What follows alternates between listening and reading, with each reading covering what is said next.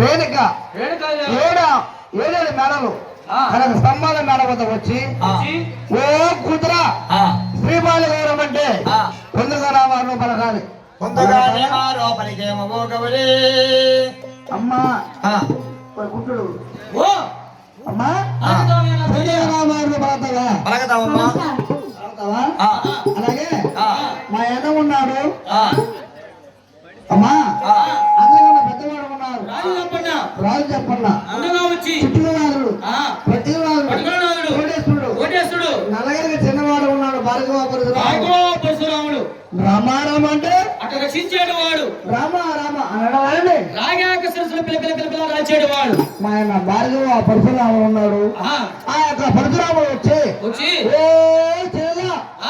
శ్రీపాల గౌరవం అంటే పొందుగా నామాలను పలకాలి. ముందుగా నీ మారి నీకెట్ట పగిలిందట్టే పలకతావా? పగలేదు కదమ్మా, పలకతావా? అదే పలకతాం. అలాగే నేను బయలుదేరిపోతున్నాను. అమ్మా క్షేమాన పోయి లాభాన పోయి